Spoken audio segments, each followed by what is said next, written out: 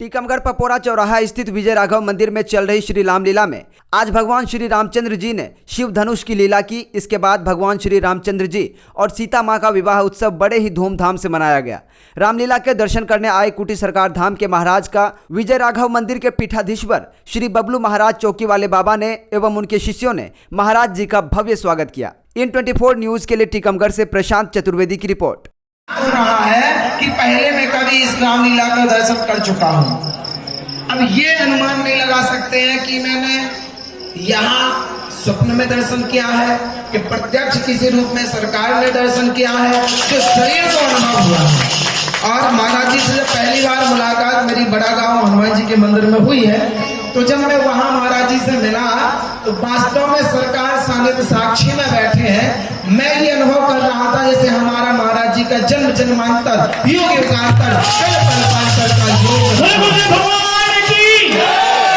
जन्म जन्मांतर युग युगांतर कल्प कल्पांतर का हमारा और महाराज जी का योग रहा, जो दोबारा इस युग में आने के बाद आज पुनः मेल हो गया। तो कोई ना कोई माध्यम होता है, भले चाहे वो रामलीला का माध्यम हो, चाहे आप लोगों का माध्यम हो, चाहे शरीर का माध्यम हो, चाहे महाराज जी का माध्यम हो, कोई ना कोई माध्यम हम दोनों लोगों को मिलाने का रहा होगा। इसके बाद ये रामलीला जो हो रही है, ये साधारण रामलीला नहीं है, ये साधारण नहीं है। वैसे मेरे अनुभव में, मेरे भाव में यदि सुना जाए और देखा जाए और कहा जाए तो बाबा गोस्वामी तुलसीदास जी ने जब रामचरितमानस को स्पष्ट किया है, उस समय के भाव महाराज जी के माध्यम से आज प्रकट हो रहे हैं, आज प्रकट हो रहे हैं।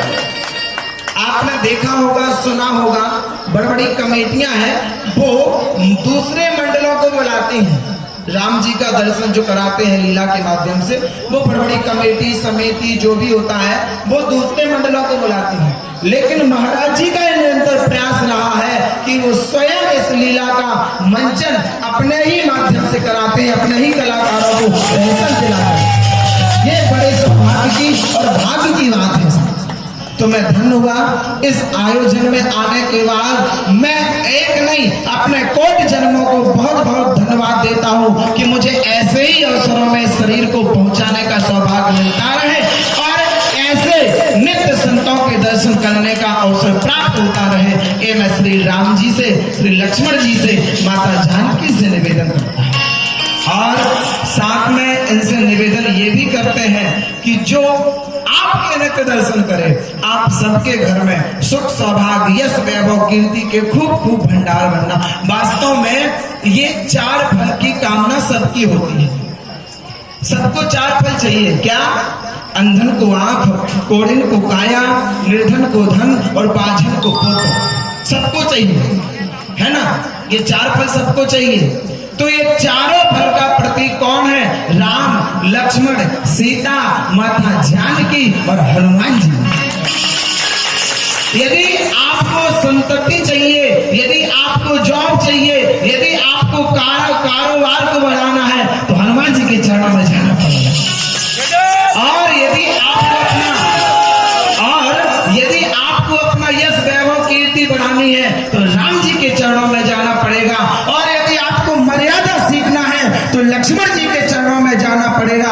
और यदि आपको तप साधना त्याग सीखना है तो माता सीता के चरणों में जाना पड़ेगा। जब आप